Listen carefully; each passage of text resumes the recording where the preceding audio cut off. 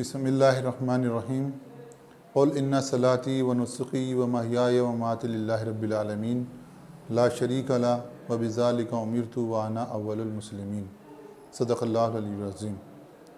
इमाम इंसानियत इब्राहीम खलीलुल्लाह के उन्वान के तहत जमात इस्लामी हिंद जयपुर की जानिब से मनाई जा रही इस मुहिम के अंदर मुख्तलिफ़ लेक्चर्स आपके सामने आ रहे हैं और आज की इस लेक्चर का उन्वान हकीकत क़ुरबानी है।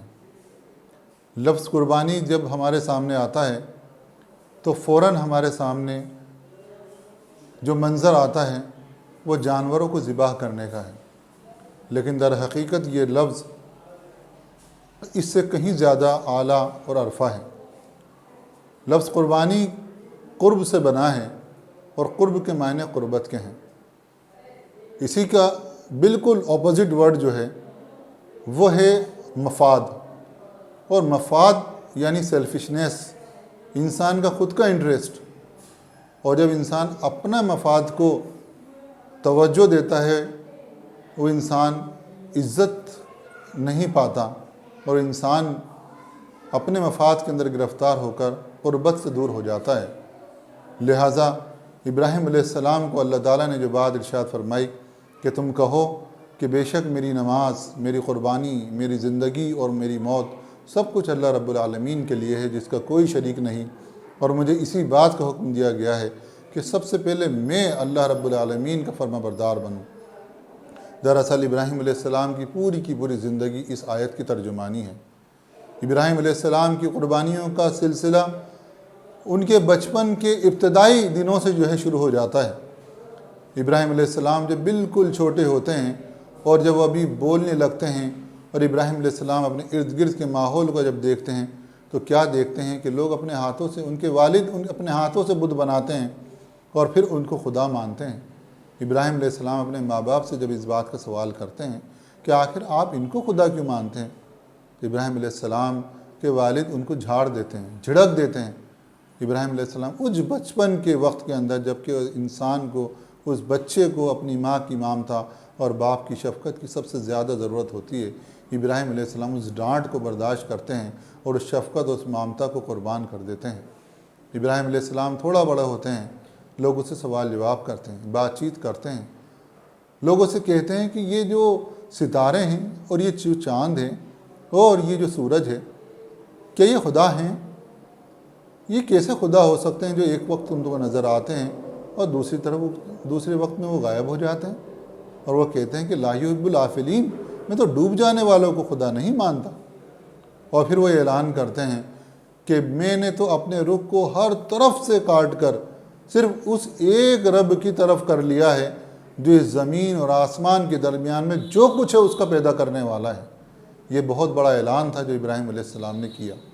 इब्राहीम अलैहिस्सलाम की इस बात को सुनते ही, इस ऐलान को सुनते ही लोगों की आस्था के अंदर खलल पड़ने लगा। लोगों को अपनी आस्था के ऊपर चोट महसूस हुई और लोग उनके दुश्मन बन गए। इब्राहीम अलैहिस्सलाम ने इस सब की परवाह ना करते हुए अपनी बात के ऊपर कायम रहे और अपने मकसद उन्होंने ज़िंदगी के बनाया कि मैं लोगों को सही खुदा की तरफ जो है रास्ता बताऊंगा, लोगों बताऊंगे कि तुम्हारा हकीकी ईश्वर कौन है, तुम्हारा हकीकी खुदा कौन है। इब्राहीम अलैहिस्सलाम ने अपनी ज़िंदगी का मकसद इसको बनाया, लेकिन लोग उनके इस हद तक दुश्मन बन गए कि बादशाह से बड़ी शिकायतें करके उनको आग के अंदर डलवा दिया।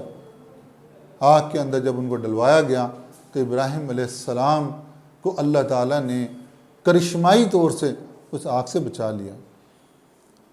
होता यह है कि लोग चमत्कार को नमस्कार करते हैं, लेकिन इतने बड़े चमत्कार को देखने के बावजूद भी लोगों का दिल नहीं पिघला और इब्राहीम अलैहिस्सलाम अपने वतन की मोहब्बत को अपने मिशन के ऊपर क़ुरबान करते हुए अपने वतन से निकल जाते हैं। और इब्राहीम अलैहिस्सलाम जगह जगह जो है जाकर लोगों को इसी बात को बताते हैं कि तुम्हें सही खुदा की तरफ जाना है, तुम्हें उस एक अल्लाह की इबादत करनी, उसी का कहा मानना है जो इस ज़मीन और आसमान के अंदर जो कुछ भी है उसका पैदा करने वाला है और उसको चलाने वाला है, उसका क्रिएटर भी है और उसका सस्टेनर भी है। फिर इसके बाद में इब्राहीम अलैहिस्सलाम दुआ करते हैं। उनकी अब तक औलाद नहीं थी। इब्राहीम अलैहिस्सलाम दुआ करते हैं कि रब्बी हबली मिनस सालिहीन, ए मेरे रब मुझे नेक साले औलाद अता कर। ابراہیم علیہ السلام تقریباً 80 سال کی عمر کے اندر اس دعا کو کرتے ہیں، لیکن ان کی یہ دعا تقریباً 15-16 سال بعد میں قبول ہوتی ہے، اور ان کو اسماعیل علیہ السلام کی شکل کے اندر ایک بچہ پیدا ہوتا ہے ان کے پاس۔ وہ ابھی بچہ بالکل چھوٹا ہے، دودھ پیتا ہوا ہے، ان کا رب ان کو حکم دیتا ہے کہ جاؤ اس کو اور اس کی ماں کو ایک ایسی جگہ کے اوپر چھوڑ کر آ جاؤ جہاں کی ایک پتی بھی پیدا نہیں ہوتی اور پانی کی ایک بوند بھی نہیں ہے۔ ابراہیم علیہ السلام اس کام کو کرتے ہیں، بے چونو چرا اتنی بڑی قربانی دیتے ہیں، اس بڑھاپے کے اندر حاصل ہونے والی اولاد کو چھوڑاتے ہیں۔ اس کے بعد میں وہ بچہ جب بالغ ہوتا ہے، باپ کی لاٹھی بنتا ہے، بڑھاپے کی لاٹھی، اللہ تعالیٰ ان کو حکم دیتا ہے کہ جاؤ اس کو قربان کر دو۔ اپنے اس بیٹے کو قربان کرنے کے لیے وہ لے کر جاتے ہیں، اور وہ بیٹا بھی کہتا ہے کہ آپ، اے میرے باپ، اے میرے ابا، اے میرے والد، جو کچھ بھی آپ کا رب آپ کو حکم دیتا ہے اس کو کر ڈالیے، انشاءاللہ آپ مجھے صبر کرنے والوں میں سے پائیں گے۔ دونوں باپ اور بیٹے اللہ کے حکم کے آگے اپنے نفس کو قربان کرنے کو تیار ہو جاتے ہیں۔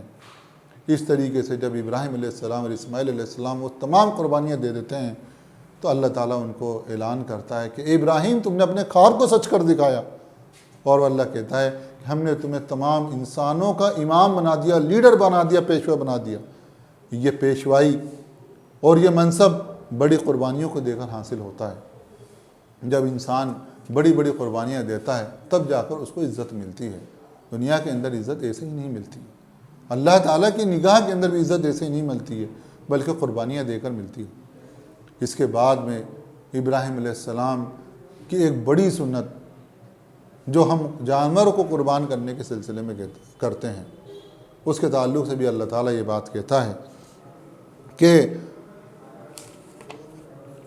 اور ہر امت کے لیے ہم نے قربانی کے طریقے مقرر فرمائے ہیں تاکہ وہ ان جانوروں پر اللہ کا نام لیں جو اللہ نے انہیں دے رکھے ہیں۔ سمجھ لو کہ تم سب کا معبود برحق صرف ایک ہی ہے، کہ تم اسی کے حکم کے پابند ہو جاؤ اور عاجزی کرنے والوں کو خوشخبری سنا دیجیے۔ ابراہیم علیہ السلام کی زندگی ہمارے لیے ایک سبق دیتی ہے، اور وہ سبق یہ ہے کہ زندگی کے اندر ہمیں ہر حال کے اندر قربانی کا جذبہ اپنے دلوں کے اندر پیدا کرنا چاہیے۔ جب کبھی ہمارے نفس اور اللہ کے حکم کے درمیان میں کشمکش ہو، ہم اپنے نفس کی قربانی دے کر اللہ کے حکم کے آگے جھک جائیں۔ جب اللہ کے حکم کے آگے جھکتے ہیں، اللہ تعالیٰ ہم کو کبھی بے یار و مددگار نہیں چھوڑتا، اللہ تعالیٰ ہماری حفاظت کرتا ہے۔ اور جب اللہ تعالیٰ کسی کی حفاظت کرنے پر آ جائے تو دنیا کا کی کوئی چیز اور بڑی سے بڑی طاقت اس کو نقصان نہیں پہنچا سکتی۔ اسی کے ساتھ ساتھ میں جو قربانی جو کی جاتی ہے، اور اس کے اندر جو ہزاروں لاکھوں جانور، کروڑوں جانور جو دنیا کے اندر قربان ہوتے ہیں، لوگ اس بات کے اوپر اعتراض کرتے ہیں کہ سب جانوروں کو قربان کر کے، جانوروں کو خون بہا کر آپ کو کیا ملا؟ دراصل یہ پوری ایک اکنامکس ہے، اور یہ پورا ایک اکنامی کا حصہ ہے جسے کسی اور موقع کے اوپر آپ کے سامنے پیش کرنے کی کوشش کی جائے، لیکن اصل چیز ہے اللہ کا حکم کے تحت اللہ کا حکم کو ماننا۔ دوسری چیز یہ کہ اللہ تعالیٰ کو ایسا نہیں ہے کہ وہ خون اور گوشت اللہ تعالیٰ کو پہنچتا، اللہ صاف کہتا ہے قرآن کے اندر، ہم کو نہ تمہارا خون پہنچتا ہے نہ گوشت پہنچتا ہے، بلکہ جو کچھ بھی پہنچتا ہے وہ تمہارے دل کا تقویٰ ہے۔ اور دل کا تقویٰ کیا ہوتا ہے؟ ہر حال کے اندر اللہ کے حکم کے آگے اپنے آپ کو جھکا دینا۔ ابراہیم علیہ السلام کی زندگی ہمیں اسی بات کا سبق دیتی ہے کہ ہم ہر حال کے اندر اللہ کے حکم کو ماننے والے بن جائیں۔ اللہ تعالیٰ ہم سب کو اللہ اپنے حکم کی پیروی کرنے والا بنائے، اور ہم سب کو اللہ تعالیٰ اس کو راضی کرنے کے لیے جو کچھ بھی قربانی دینے کی ضرورت پڑے ان تمام قربانیوں کو برداشت کرنے کی توفیق عطا فرمائے۔ وآخر دعوانا ان الحمد للہ رب العالمین۔